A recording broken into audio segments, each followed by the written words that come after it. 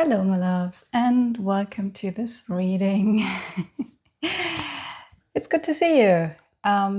If you're new here, welcome. I always like to give a little heads up before I dive into the message. My readings can be a little bit different, maybe not what you're used to. You're already seeing I'm sitting in front of a painting. And yeah, so sometimes it can be also a bit of a journey. If you enjoy that, you're in the right place. And yeah, let's get into it. So I didn't expect to be in the video today. It's really, really hot where I am. I mean, there's this entire heat wave over Europe at the moment. And yeah, I'm still in Tuscany in Italy. And of course, it's pretty warm here at this time of the year. Anyways, this is a timeless reading. So whenever you tune in and you find it, it's meant for you. So there is a god coming through, an archetype that has been trying to connect with me for quite a while. What I realized today, and to be honest, I didn't really understand. I didn't really recognize it because I'm not used to connecting with this god. It's the first time that he came through for me. If you just heard that noise, I'm not sure if the microphone picked up on it. Those are seagulls. They can be pretty loud. So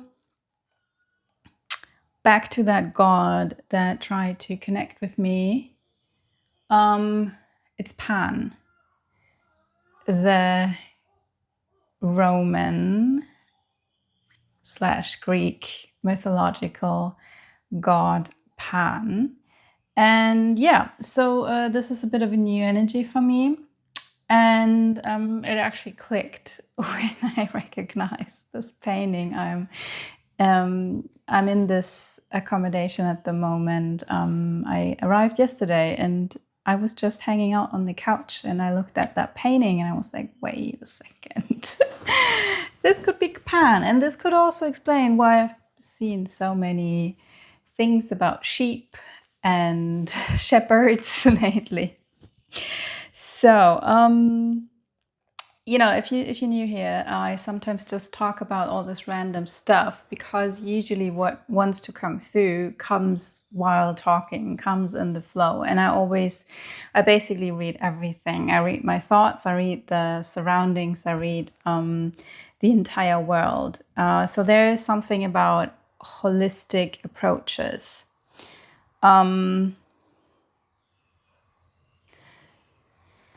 Okay, so Pan, I don't know much about him, I have to be honest. But I know that he's a god that is deeply interconnected with nature and with like those what we would consider as primal aspect of the human nature, sexuality, desire, lust, going after things that we want. And it's very much about like this balancing act of building a connection with the inner Pan, maybe, and also not letting it rule our life because otherwise it can, of course, become quite destructive. And the interesting thing, I didn't know that because I read up on him a little bit before I started this reading. I didn't know that he's the only god who actually died. He died and his death was proclaimed. I don't know, probably was it something with the Trojan War? Usually it is. It's always something with the Trojan War. So this is very, very interesting, especially because later many scholars and theologists, Christian theologists, made connections between the death of Pan and the birth of the birth of Christ, which was kind of at the same time, like it was around the same time. So it probably wasn't something with the Trojan War, because that was way earlier.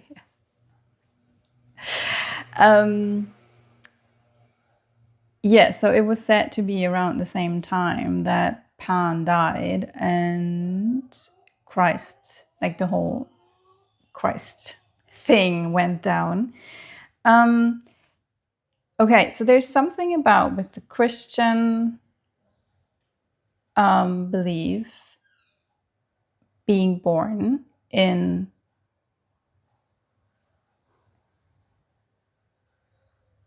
around the what would we call like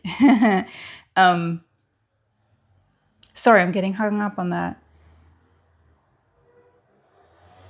So around 2000 years ago. And it's interesting because what I got hung up on was, as a historian, I studied history and art history. So as a historian, I kind of didn't like referring to using years and dates with like before Christ or after Christ. And I always used like the term common era, which is a little more neutral. So okay, so there's something about overemphasis on religion and how religion is influencing our entire world. Like when a religion becomes like an integral part of a society, of a culture, it's basically influencing everything. And so is the Christian belief with its relationship to something like Pan, like the idea of Pan. And I feel like I have to close the window because there's some noise happening in the street. Wait.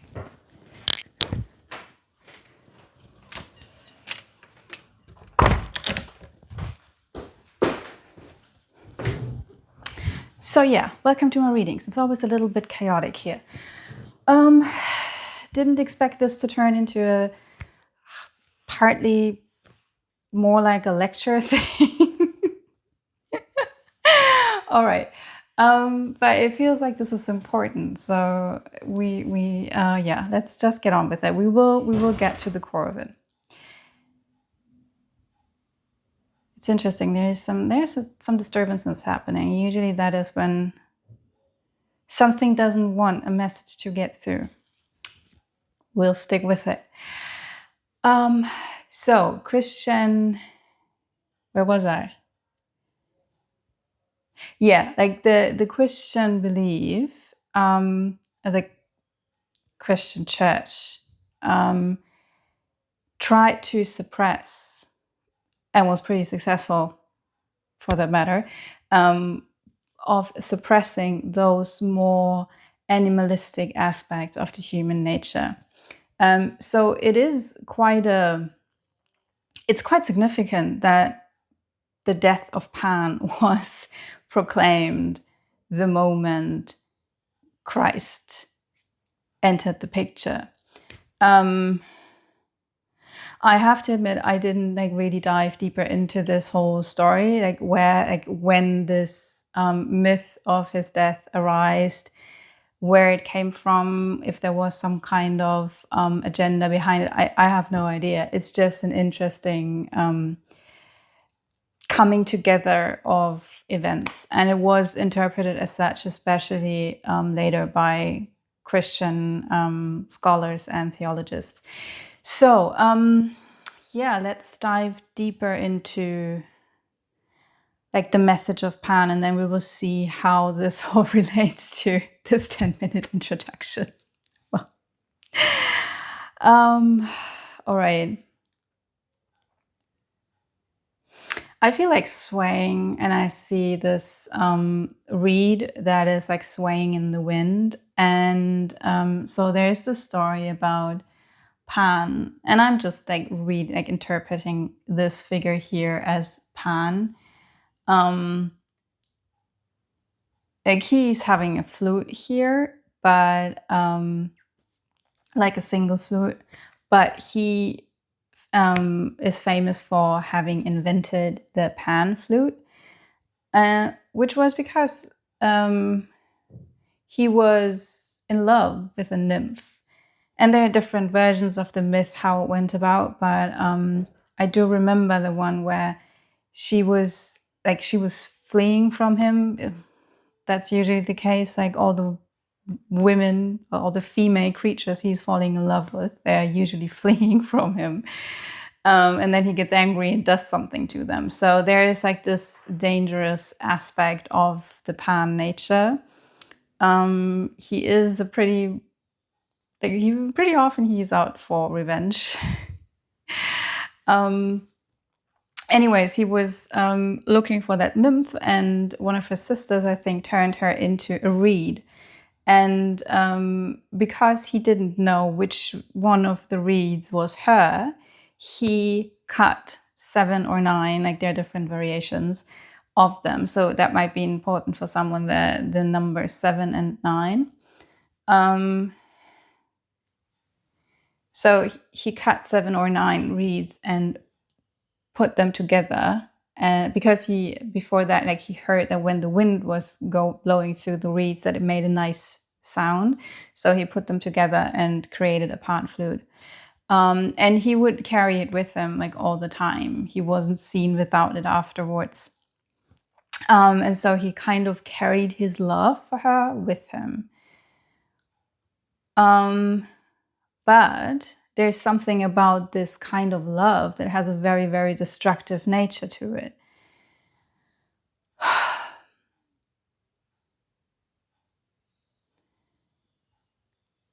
So again, like this idea of, well, if it's not controlled, like this animalistic side, the desire, this what like he calls love. But I do get a question of like, is that really love when you chase something until it is forced to be turned into a reed? And then you don't let it be, but you want to possess it and you take it with you. And even if he cherishes that instrument, like he's still like he turned her into something. He turned her into something else. Like there is some kind of creative act happening, but it comes at a price.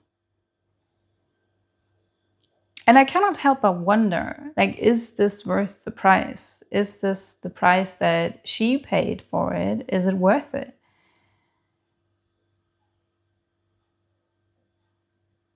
She didn't, like, nobody asked her if she wanted to be turned into a pan flute.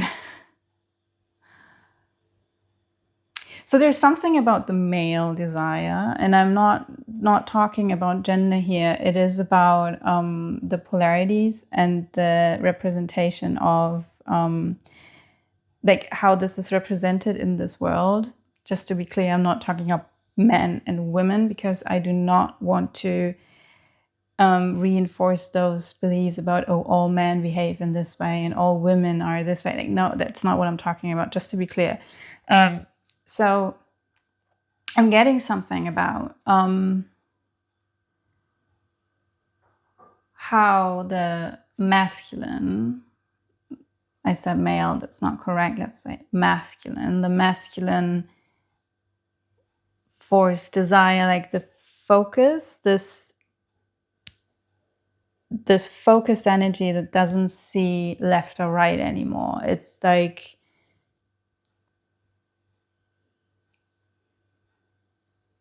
focused desire, I hear. And it wants to possess. Like I said earlier, like at any price.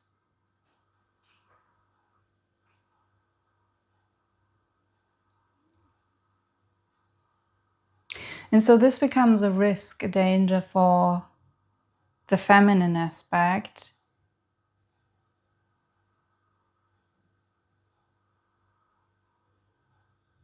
Because she was just like, she was being herself, and so that was so alluring to him.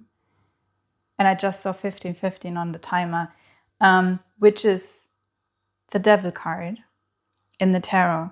And Pan is also interconnected with the devil.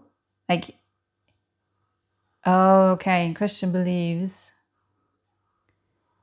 like that the horn god, like they connected him with the devil figure. Again, this animalistic nature.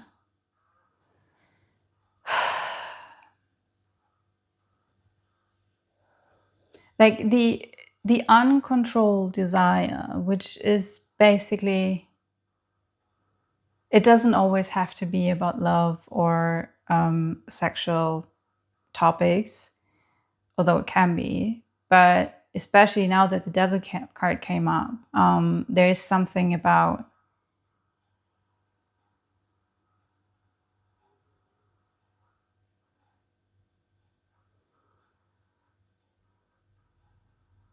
there's something about addiction as well.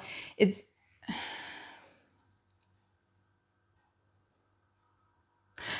so it's like this urge, this I think I need something in order to feel fulfilled, but it can become very destructive by following that urge. And again, like there's again something about the price that has to be paid. And in many cases, the price for that fix is just too high. I hear again, like, is it really worth it? It's still not quite clear to me where this message is going. But I am drawn again to the painting, and I see her dancing in the middle here, and she does not look like a victim to me in this painting. Like she's the center, like she's the center of that piece. He's playing the flute, but he's more like he's accompanying her, and she's dancing with it. So there is something happening with co-creation. Well, before, like there is this thing, she being turned, like the nymph being turned into a pan flute without being asked if she actually wanted to be part of this creative process. So she was misused for that, to become the creation, like part of the creation of someone else. And like looking at the story, she actually didn't want to be part of it because she ran away. And she had to be turned into a reed because they didn't see any other way to rescue her from his advances. And he took advantage of her anyways. Like he took her creative power anyways. While here, this feels very much like a scene to me that is actually in alignment, and it's like both are active and willing parts in this. And this creation is not, there's no destruction happening. She doesn't have to die in order to be part of his creation. She can live, she can dance.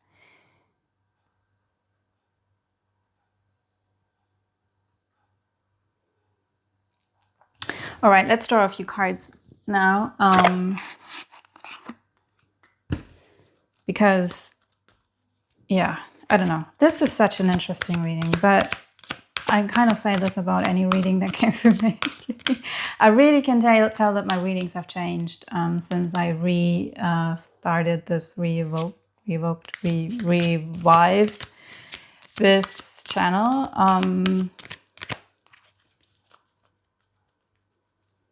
It's really interesting. Okay, I'm also drawn to this because I see there is like a box with something about bananas on it and a palm tree. And this also looks like it could be somewhere in the, I don't know, like my initial thought about that, where this is, where the location is, was somewhere in the, I don't know, Caribbeans. Also because there's this ship in the background. And I mean, it does look a bit like that this is depicting some kind of exotic place. Although while now thinking about it, it also could be just somewhere in Greece, maybe, or Italy. Of course, I mean, it makes more sense in terms of where those myths are coming from. But still, there's something with those bananas. There's something about like the exotic places.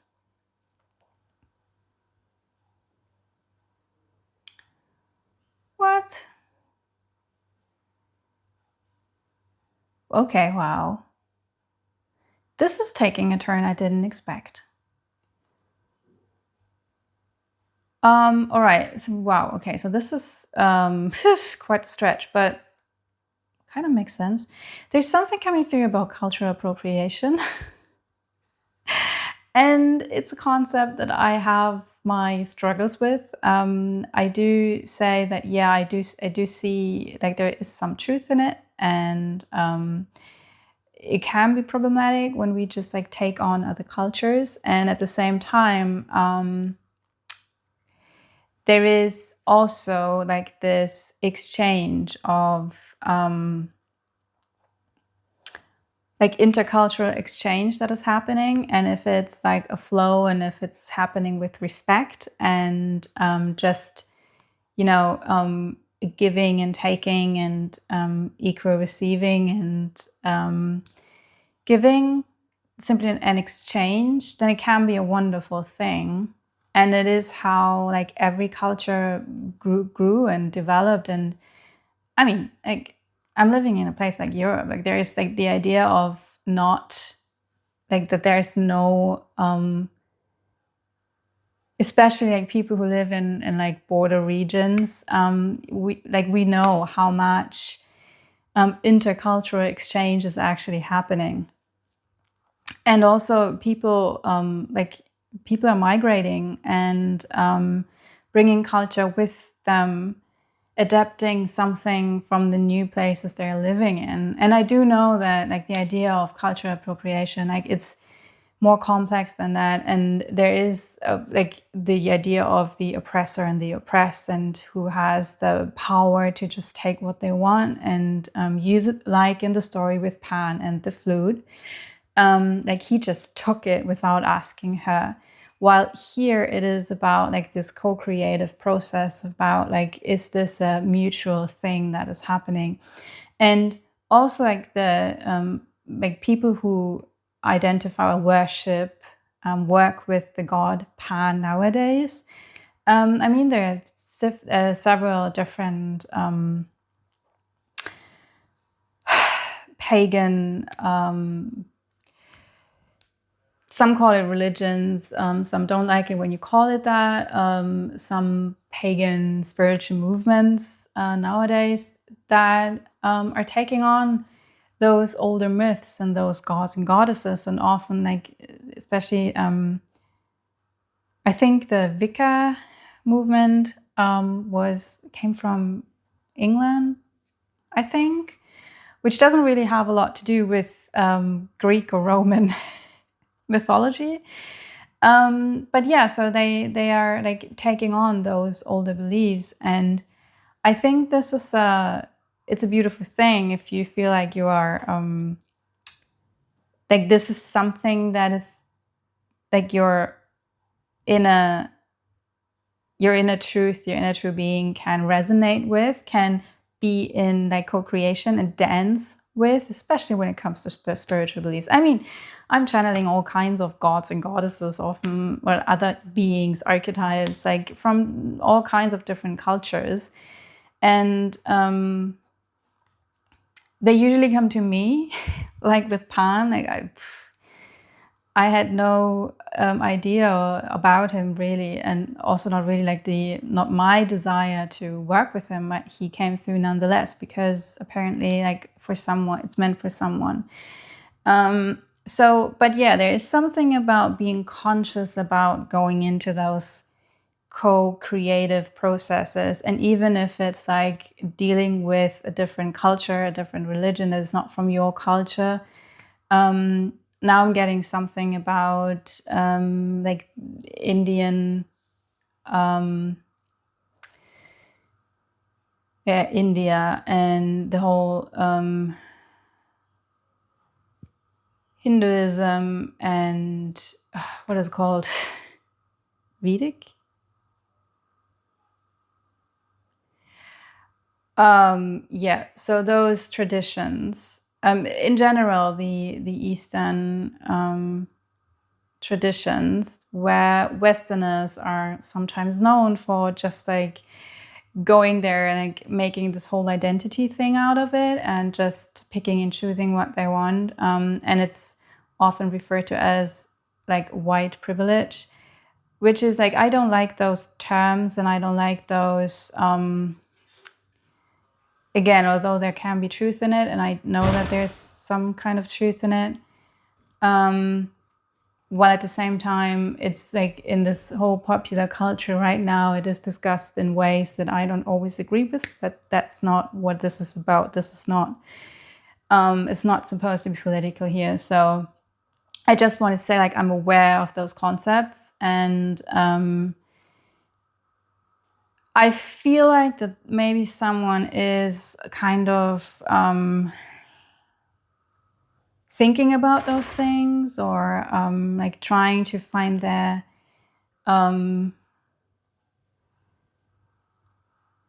standpoint.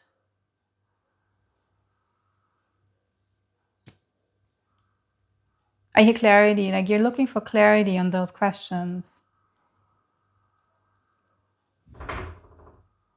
So what, like, the message that's coming through here is like, it's always, it's not like that it's intrinsically good or bad to do that, to work with other cultural beliefs, for example, or religions.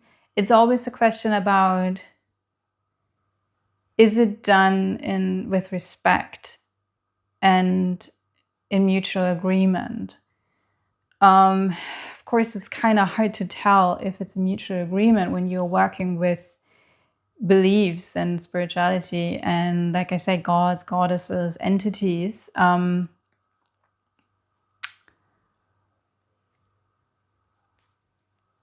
I'm drawn back to this banana box over there with the palm tree on it, and I'm getting something about that.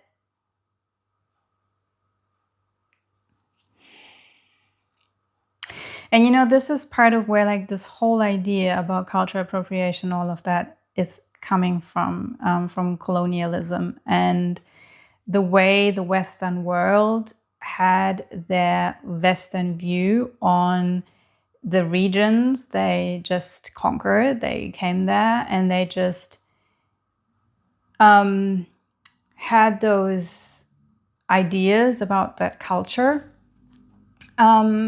which is, they just viewed it as exotic. And they wanted this culture to be what they wanted it to be, what they needed it to be. And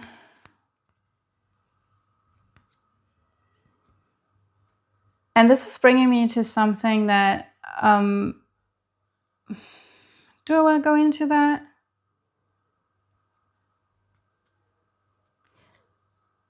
Well, just a short mentioning. There is an author and a scholar. He's called Edward Said, I think. He wrote a book. It was called Orientalism. And he's basically speaking about how the Western world had their, like I said, like their beliefs about in this case, the Middle East, like the Oriental world, the Orient, and they would even overly sexualize those ideas about a harem, or like the women there, they were exotic, and the again, like the harem, like with all the women living there. And there is a ton of 19th century art that was done with this view, like this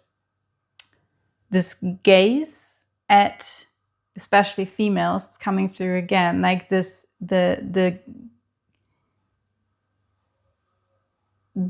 view of the feminine and making it something that the masculine desire wants to be. And it's not there to actually portray what really is, but it's there to fulfill a desire, fulfill a need by, and like someone who's standing outside and looking in. I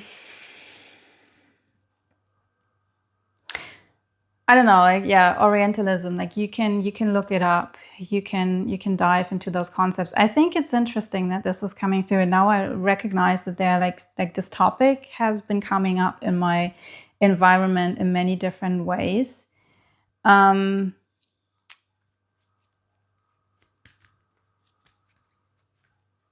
So yeah, there's something about the exchange between different cultures, between male and female, different ways of living, being, looking at the world, whatever it is. Like you can use it for anything.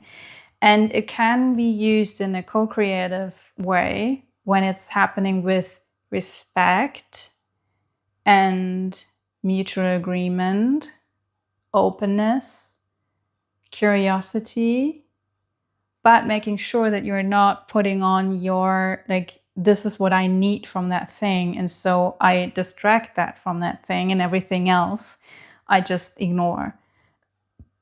It's like a conscious way of interacting with that other that I'm engaging with, and being aware that it can become harmful, it can become oppressive, it can become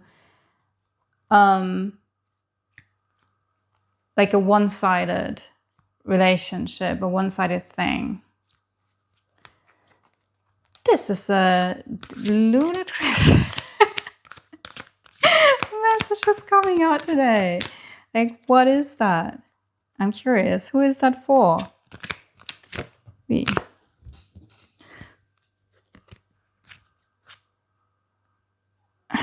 Yeah, okay, so this feels like confirmation, to be honest. I see this breathe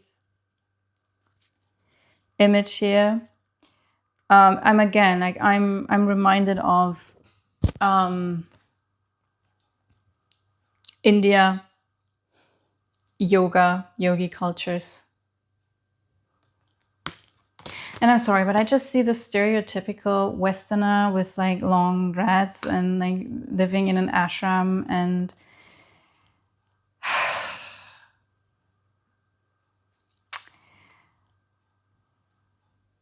yeah.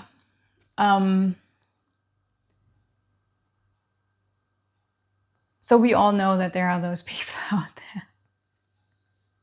No offense, no offense. It's all part of our personal journeys, and no shaming or anything.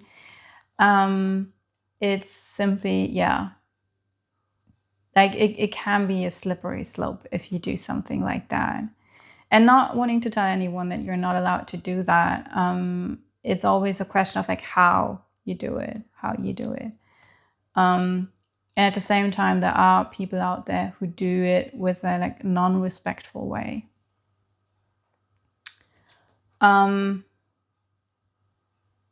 So yeah, and then like we have this again, like we have this card with the yogi here, and then we have milk and honey in reverse.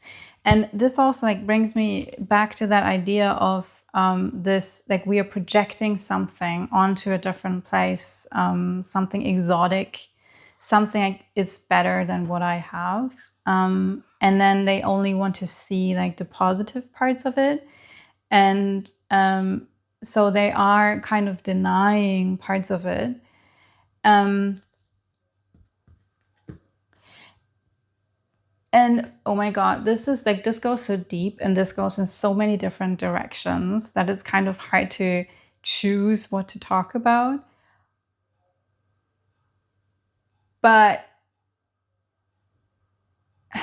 okay, where are we taking this?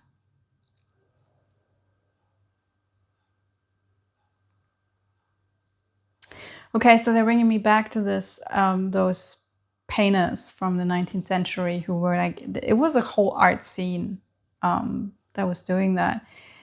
Those oriental images. And it was a form of romanticism, romanticizing those places. And it was basically it was a desire in a very, very restricted Christian society. And within the society, the only place where those sexual fantasies, for example, were possible was if you put it outside of yourself, like not in this our society, but you can project it onto a different culture, for example, especially women. But it was not just women, like there were also men in those pictures, and they were not, well, they could be seen as sexual, but like it was not just obviously sexual, but there were also different desires that were met with those images, those paintings. And it's not just another culture or like a culture of their times, but it was also done with mythology, with going back into cultures and times that were not theirs. And so if you look at art from the 18th and 19th century, you will see a bunch of nudity, but always in some kind of context where it's either a different culture, like Africa or the Orient, Asia, like those kind of places, or mythological creatures, or gods, goddesses, and they're always nude. It's like, why does none of them like ever wear clothes?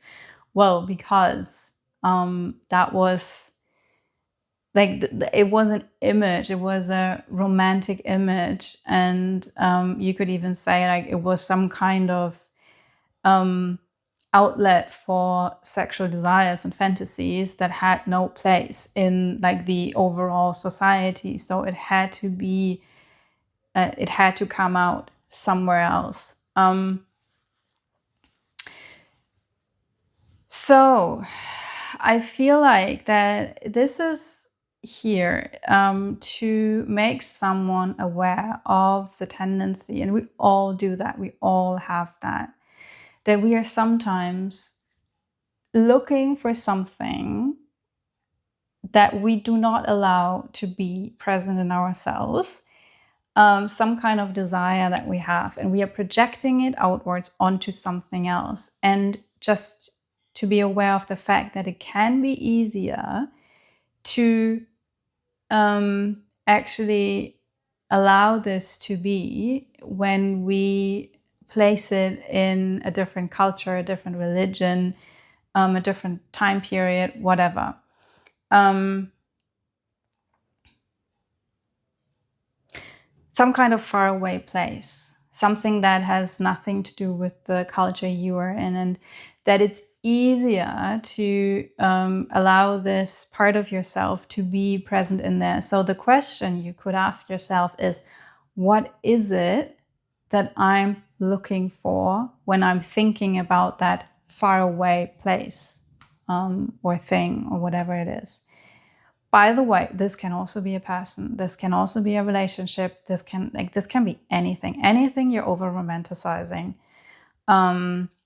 you are idolizing, or you find different, exotic, and you just you wish to be there. And let's be clear, there's nothing wrong with dreaming about places where you want to go. And like I say, like we all do that. We all have our ideas in our head about people or things or experiences, and we think if I'm just like there, then I will experience this gorgeous thing. Just to like, this can be used as something that is showing you something that is part of yourself, that is deep down inside of yourself, a desire that wants to be seen, that wants to come out. And instead of just taking from it, from that culture, from that person, because even like if it's only happening energetically, you are taking from it. Energetically, you're taking from it.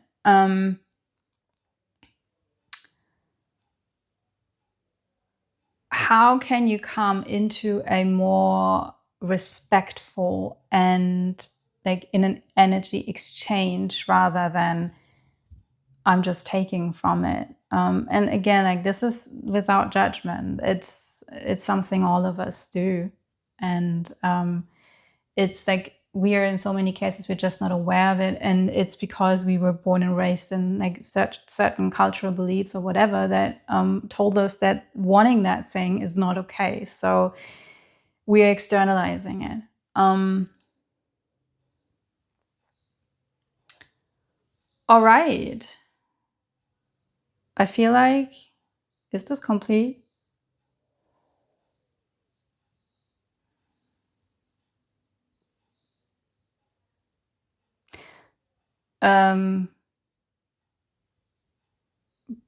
Because I'm seeing the cover of the book, I'm just like saying it again. Edward W. Said, Orientalism. If someone wants to look into it, I don't know why it's like it's. I can literally see it in front of my mind's eye.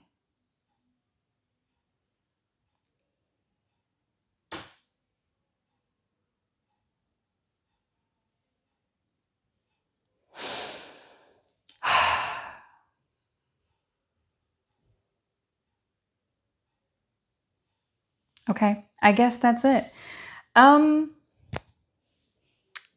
Thank you for this message. Thanks for the co-creation, something for sticking with it if you're still here. Wow, thanks. I appreciate it.